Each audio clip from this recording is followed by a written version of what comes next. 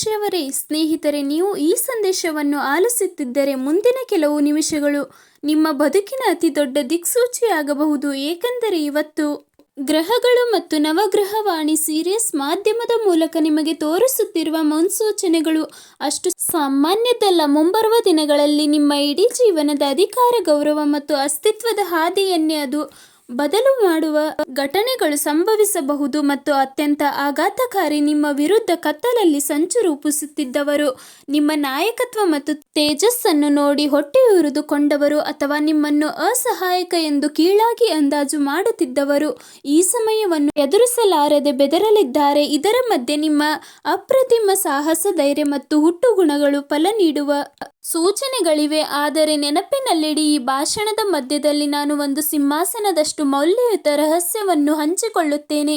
ಅದರ ಬಗ್ಗೆ ತಿಳಿದುಕೊಂಡ ನಂತರ ನಿಮಗೆ ಯಾವ ಘನತೆ ಅಥವಾ ಅವಕಾಶವು ಹೆಚ್ಚು ಮುಖ್ಯವಾಗಬಹುದು ಎಂಬುದನ್ನು ನೀವು ಸ್ಪಷ್ಟವಾಗಿ ಅರ್ಥ ಮಾಡಿಕೊಳ್ಳುವಿರಿ.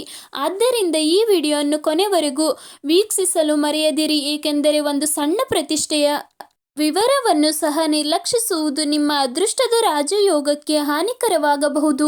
ನೀವು ನಿಜವಾಗಿಯೂ ಆ ಕಾಲಭೈರವ ಸ್ವಾಮಿಯನ್ನು ನಂಬಿದರೆ ಈಗಲೇ ವಿಡಿಯೋವನ್ನು ಲೈಕ್ ಮಾಡಿ, ನಮ್ಮ ಭವಿಷ್ಯ ದರ್ಪಣ ಚಾನೆಲ್ ಸಬ್ಸ್ಕ್ರೈಬ್ ಮಾಡಿ ಮತ್ತು ಸಕಾರಾತ್ಮಕ ಶಕ್ತಿಯ ದಿವ್ಯ ಕಿರಣಗಳನ್ನು ಹರಡುತ್ತದೆ.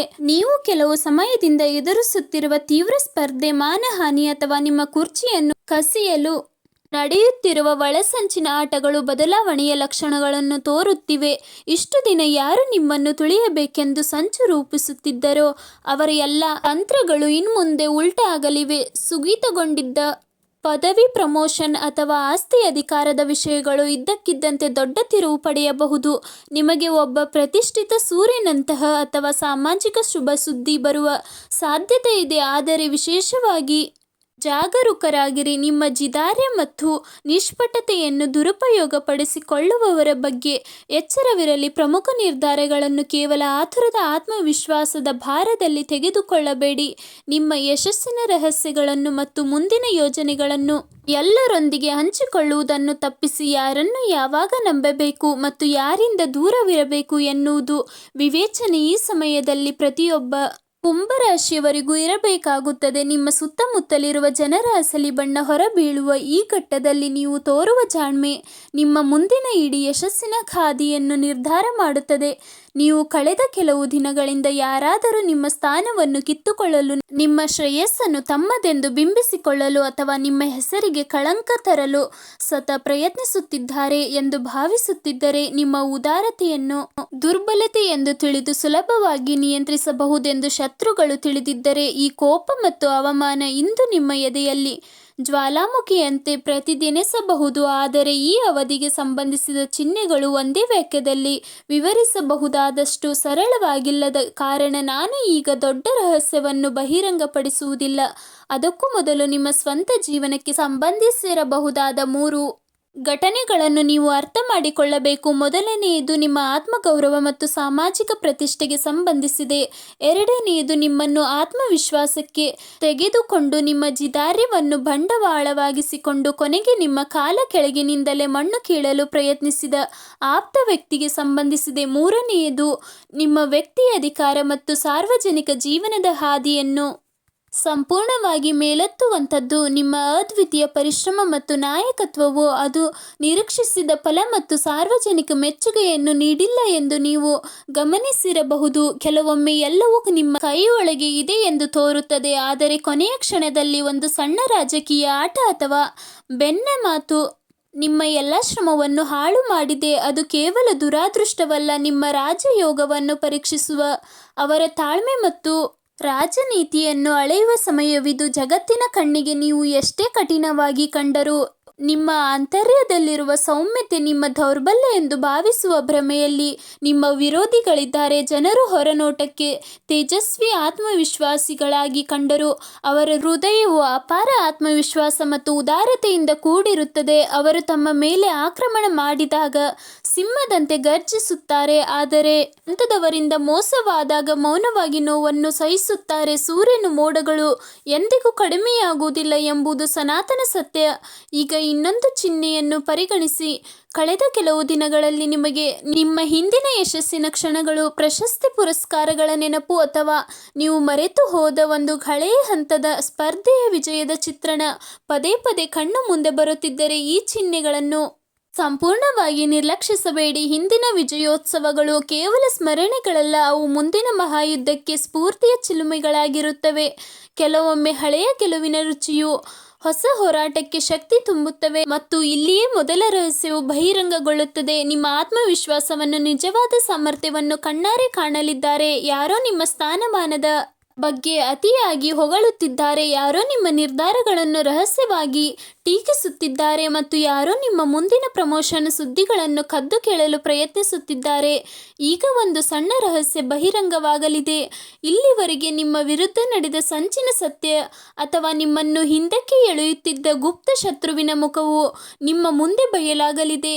ಅದು ಒಂದು ಪತ್ರ, ಒಂದು ರೆಕಾರ್ಡಿಂಗ್ ಅಥವಾ ಒಬ್ಬ ವ್ಯಕ್ತಿಯ ನಿಜವಾದ ದುರುದ್ದೇಶದ ಬಹಿರಂಗವಾಗಿರಬಹುದು. ಮೊದಲ ನೋಟದಲ್ಲಿ ಈ ಸತ್ಯವು ನಿಮ್ಮ ಸಿಂಹಾಸನವನ್ನು ಅಲುಗಾಡಿಸಬಹುದು, ಆದರೆ ನಿಮ್ಮನ್ನು ಒಂದು ದೊಡ್ಡ ಭವಿಷ್ಯದ ಪಿತೂರಿಯಿಂದ ರಕ್ಷಿಸಲಿದೆ ಮತ್ತು ನಿಮ್ಮ ಶತ್ರುಗಳನ್ನು ನಿಮ್ಮ ಕಾಲ ಬಳಿ ಬೀಳುವಂತೆ ಮಾಡಲಿದೆ ಎಂದು ಶೀಘ್ರದಲ್ಲೇ ಅರಿತುಕೊಳ್ಳುವಿರಿ. ಗಮನ ಕೊಡಿ, ಏಕೆಂದರೆ ಜನರು ಸಾಮಾನ್ಯವಾಗಿ ಈ ರಾಜಕೀಯ ತಪ್ಪನ್ನು ಮಾಡುತ್ತಾರೆ. ಸತ್ಯ ತಿಳಿದ ತಕ್ಷಣ ಕೋಪ ಮತ್ತು ಸ್ವಾಭಿಮಾನದಿಂದ ತಕ್ಷಣವೇ ಸಾರ್ವಜನಿಕ ಸಮರ ಸಾರಲು ಮನಸ್ಸು ತುಳಿಯುತ್ತದೆ. ಶತ್ರುವನ್ನು ಅವರದೇ ಆಟದಲ್ಲಿ ಮಣಿಸಬೇಕೆಂಬ ಆವೇಗ ಉಂಟಾಗುತ್ತದೆ. ಆದರೆ ಕೆಲವೊಮ್ಮೆ ರಾಜನೀತಿ ಎಂದರೆ ಶತ್ರುವಿನ ಸಂಚು ತಾನಾಗಿಯೇ ಬದಲಾಗುವವರೆಗೆ ತಾಳ್ಮೆಯಿಂದ ಕಾಯುವುದು ಮತ್ತು ಸಾರ್ವಜನಿಕ ವೇದಿಕೆಯಲ್ಲಿ ಅವರದೇ ತಮ್ಮ ಕುತಂತ್ರದಿಂದ ಸಿಕ್ಕಿ ಬೀಳುವಂತೆ ನೋಡುವುದು. ನಿಮ್ಮನ್ನು ದುರ್ಬಲಗೊಳಿಸಲು ಪ್ರಯತ್ನಿಸಿದ ವ್ಯಕ್ತಿಯು ತನ್ನದೇ ಆದ ಅತಿಯಾದ ಮಹತ್ವಾಕಾಂಕ್ಷೆ ಮತ್ತು ತಪ್ಪು ಲೆಕ್ಕಾಚಾರಗಳಿಂದಾಗಿ ಸ್ವತಃ ಸಾರ್ವಜನಿಕ ಅವಮಾನ ಮತ್ತು ಪತನವನ್ನು ಅನುಭವಿಸಬಹುದು ಎಂದು ಇದು ಸರಳವಾಗಿ ಸೂಚಿಸುತ್ತದೆ. ಕೆಲವೊಮ್ಮೆ ಜೀವನದಲ್ಲಿ ದೊಡ್ಡ ಪ್ರತಿಕಾರ ಎಂದರೆ ಶತ್ರುವಿನ ವಿರುದ್ಧ ಯುದ್ಧ ಘೋಷಿಸುವುದಲ್ಲ, ಬದಲಾಗಿ ನಿಮ್ಮ ಯಶಸ್ಸು ಮತ್ತು ನ್ಯಾಯವು ತಾನಾಗಿ ಅವರನ್ನು ನೆಲಕ್ಕೆ ಅಪ್ಪಳಿಸುವುದನ್ನು ನೋಡುವುದು. ಆದ್ದರಿಂದ ಯಾರ ಬಗ್ಗೆಯೂ ದ್ವೇಷ ಅಥವಾ ಸೇಡಿನ ಭಾವನೆ ಬೆಳೆಸಿಕೊಳ್ಳುವ ಅಗತ್ಯವಿಲ್ಲ. ನಿಮ್ಮ ಸ್ವಂತ ಸಾಮ್ರಾಜ್ಯದ ವಿಸ್ತಾರ ಗಮನ ಹರಿಸಿ. ಈ ಸಮಯದಲ್ಲಿ ನಾನು ನಿಮ್ಮೊಂದಿಗೆ ಒಂದು ಸಣ್ಣ ಭಾವನೆಯನ್ನು ಹಂಚಿಕೊಳ್ಳಲು ಬಯಸುತ್ತೇನೆ. ನೀವು ನಿಮ್ಮ ಸ್ವಾಭಿಮಾನವನ್ನು ಎಂದಿಗೂ ಬಿಟ್ಟುಕೊಡದೆ ಒಳಸಂಚುಗಳ ನಡುವೆಯೂ ನಿಮ್ಮ ನಾಯಕತ್ವವನ್ನು ಮುಂದುವರಿಸಿದ್ದೀರಿ ಎಂದು ನೀವು ಭಾವಿಸಿದರೆ ಕಮೆಂಟ್ನಲ್ಲಿ ನಿಮ್ಮ ಭಕ್ತಿ ತಿಳಿಸಿ. ಬಹುಶಃ ನಿಮ್ಮ ಈ ಒಂದು ಮಾತು ಅವಮಾನಿತರಾಗಿರುವ ಮತ್ತೊಬ್ಬ ವ್ಯಕ್ತಿಗೆ ರಾಜ ತೇಜಸ್ಸನ್ನು ನೀಡಬಹುದು, ಆದರೆ ಭವಿಷ್ಯದ ಪ್ರಮುಖ ಚಿಹ್ನೆ ಇನ್ನೂ ಬರಬೇಕಿದೆ. ಈ ಭಾಷಣದ ಉದ್ದಕ್ಕೂ ನಾನು ಈ ನಿರ್ಣಾಯಕ ದಿನಗಳನ್ನು ಪದೇ ಪದೇ ಉಲ್ಲೇಖಿಸಿದ್ದೇನೆ, ಆದರೆ ಈ ದಿನಗಳಲ್ಲಿ ಯಾವ ಒಂದು ನಿರ್ದಿಷ್ಟ ಕ್ಷಣವೂ ಅತ್ಯಂತ ನಿರ್ಣಾಯಕ ತಿರುವಾಗಿರಬಹುದು ಎಂದು ನಾನು ಉಲ್ಲೇಖಿಸಿಲ್ಲ ಎಂದು ನೀವು ಗಮನಿಸಬಹುದು. ಏಕೆಂದರೆ ಪ್ರತಿಯೊಂದು ಸಾಮ್ರಾಜ್ಯದ ಪುನರುತ್ಥಾನವು ಒಂದು ಚಿಹ್ನೆಯೊಂದಿಗೆ ಪ್ರಾರಂಭವಾಗುತ್ತದೆ. ಮೊದಲ ಅವಮಾನದ ಅಗ್ನಿ ಪರೀಕ್ಷೆ, ನಂತರ ರಾಜನೀತಿ, ನಂತರ ಸ್ಥಿರ ನಿರ್ಧಾರ ಮತ್ತು ನಂತರ ವಿಜಯದ ಸಾಮ್ರಾಜ್ಯ. ಮುಂದಿನ ಮತ್ತು ಅಂತಿಮ ಭಾಗದಲ್ಲಿ ನಾವು ಆ ನಿರ್ಣಾಯಕ ಕ್ಷಣಗಳನ್ನು ಚರ್ಚಿಸುತ್ತೇವೆ.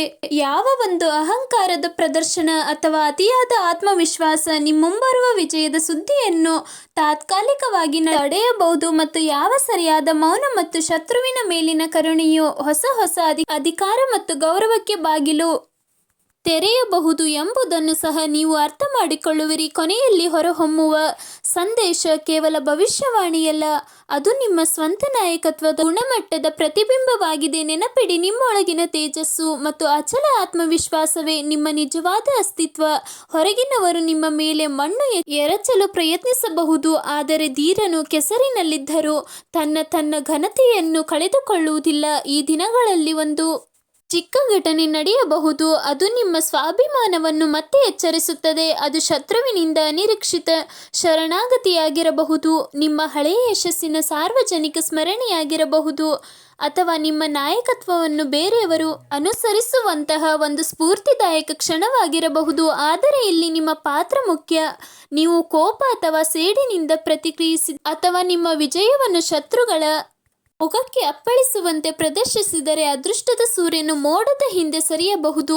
ಆದ್ದರಿಂದ ಈ ಅವಧಿಯಲ್ಲಿ ರಾಜಮೌನ ಮತ್ತು ದೂರದೃಷ್ಟಿಯ ನಾಯಕತ್ವ ನಿಮ್ಮ ಮಂತ್ರವಾಗಿರಬೇಕು. ನಿಮ್ಮನ್ನು ದುರ್ಬಲಗೊಳಿಸಲು ಪ್ರಯತ್ನಿಸಿದವರಿಗೆ ನೀವು ಈಗಲೇ ರೋಷ ಉಗುಳಬೇಕೆಂದಿಲ್ಲ, ಏಕೆಂದರೆ ಮೌನವಾಗಿ ಮುನ್ನುಗ್ಗುವ ಹಾದಿಯೇ ಅತ್ಯಂತ ಮಾರಕ. ಇನ್ನೊಂದು ಸಣ್ಣ ಸುಳಿವು: ಮಧ್ಯಾಹ್ನದ ಶುಭ ಅವಧಿಯಲ್ಲಿ ಅಥವಾ ಸೂರ್ಯೋದಯನ ಸಮಯದಲ್ಲಿ ನಿಮ್ಮ ವೃತ್ತಿ ಅಥವಾ ಸಾಮಾಜಿಕ ಜೀವನದಲ್ಲಿ ಒಂದು ಪ್ರಮುಖ ಸುದ್ದಿ ಅಥವಾ ಅವಕಾಶ ನಿಮ್ಮ ಕೈ ಸೇರಬಹುದು. ಅದರ ಮುಖ್ಯಾಂಶವನ್ನು ಗಮನಿಸಿ. ಅದು ಒಂದು ಸಣ್ಣ ಇಮೇಲ್ ಅಥವಾ ದೂರವಾಣಿ ಕರೆಯಂತೆ ಕಂಡರೂ ಅದರೊಳಗೆ ನಿಮ್ಮ ಮುಂದಿನ ಸಾಮ್ರಾಜ್ಯದ ಅಡಿಪಾಯ ಅಡಗಿರುತ್ತದೆ ಮತ್ತು ಕಥೆಯ ರಾಜನಂತೆ ನೀವು ಎಲ್ಲವನ್ನೂ ಕಳೆದುಕೊಂಡಿದ್ದೇವೆ ಎಂದು ಭಾವಿಸಿದಾಗಲೇ ನಿಮ್ಮ ನಿಜವಾದ ರಾಜಯೋಗವು ಜಾಗೃತಗೊಳ್ಳುತ್ತದೆ. ಬಹುಶಃ ನೀವು ಈ ಸಂದೇಶವನ್ನು ಕೇಳುತ್ತಿರುವುದೇ ಕಾಲಭೈರವ ಸ್ವಾಮಿಯ ಮತ್ತು ನವಗ್ರಹವಾಣಿ ಸೀರೀಸ್ ಮಾಧ್ಯಮದ ಆಶೀರ್ವಾದವಾಗಿರಬಹುದು. ನಿಮ್ಮ ಹಣೆಯ ಬರಹ ಬದಲಾಗುವ ಮೊದಲು ನಿಮ್ಮ ನಾಯಕತ್ವದ ಶೈಲಿ ಬದಲಾಗುತ್ತದೆ. ಒಮ್ಮೆ ನೀವು ನನ್ನ ಶಕ್ತಿ ಎಂದು ದೃಢವಾಗಿ ನಂಬಿದರೆ ಇಡೀ ವಿಶ್ವವು ನಿಮ್ಮನ್ನು ಗೌರವದಿಂದ ಸ್ವೀಕರಿಸುತ್ತದೆ. ಆದ್ದರಿಂದ ಧೀರರೇ, ಈ ಸಂದೇಶವನ್ನು ಕೇವಲ ಕೇಳಿ ಮುಗಿಸಬೇಡಿ. ಇದರ ರಾಜತಾಂತ್ರಿಕ ಸಂದೇಶವನ್ನು ನಿಮ್ಮ ಹೃದಯದ ಆಳದಲ್ಲಿ ಸ್ಥಾಪಿಸಿಕೊಳ್ಳಿ.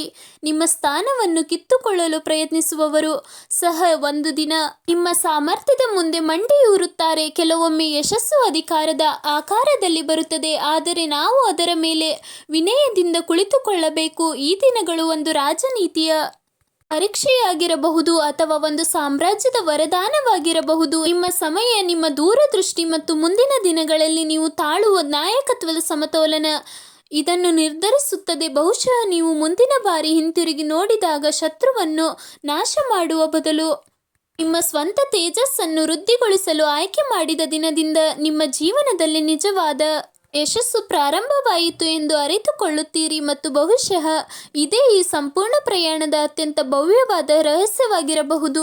ಹಾಗಾಗಿ ವಿಧಿ ಬದಲಾಗುವ ಮೊದಲು ವ್ಯಕ್ತಿಯ ನಾಯಕತ್ವದ ದೃಷ್ಟಿಕೋನ ಬದಲಾಗುತ್ತದೆ. ದೃಷ್ಟಿಕೋನ ಬದಲಾದಾಗ ಮತ್ತು ಅವಕಾಶಗಳು ಬದಲಾದಾಗ ನಿನ್ನ ಸೋಲಿನ ಕತ್ತಲೆ ತೋರುತ್ತದೆ. ಅದೇ ಜೀವನವು ಇದ್ದಕ್ಕಿದ್ದಂತೆ ಯಶಸ್ಸಿನ ಬೆಳಕಿನಿಂದ ಬೆರಗುಗೊಳಿಸುತ್ತದೆ. ನಿಮ್ಮ ತೇಜಸ್ಸೇ ನಿಮ್ಮ ಸಾಮ್ರಾಜ್ಯವು. ನಾವು ಹೊಸ ಚಿಹ್ನೆ, ಹೊಸ ಕತೆ ಮತ್ತು ಭೇಟಿಯಾಗುತ್ತೇವೆ. ಅಲ್ಲಿಯವರೆಗೆ ನಿಮ್ಮ ನಂಬಿಕೆಯನ್ನು ಜೀವಂತವಾಗಿರಿಸಿಕೊಳ್ಳಿ, ಏಕೆಂದರೆ ಕೆಲವೊಮ್ಮೆ ನಾವು ಕನಿಷ್ಠ ನಿರೀಕ್ಷಿಸಿದಾಗ ದೊಡ್ಡ ವಿಜಯ ಮತ್ತು ಘನತೆಯ ಸೂರ್ಯೋದಯವು ನಿಮ್ಮ ಜೀವನದಲ್ಲಿ ಉದಯಿಸುತ್ತದೆ. ಜೈ ಕಾಲಭೈರವ. ಇವತ್ತಿನ ವಿಡಿಯೋ ಇಷ್ಟೇ. ನಮ್ಮ ಚಾನಲ್ ಈಗಲೇ ಸಬ್ಸ್ಕ್ರೈಬ್ ಮಾಡಿಕೊಳ್ಳಿ. ಕೆಳಗಿನ ಬೆಲ್ ಐಕಾನ್ ಒತ್ತಿರಿ. ವಿಡಿಯೋ ನೋಡಿದ್ದಕ್ಕಾಗಿ ಧನ್ಯವಾದಗಳು.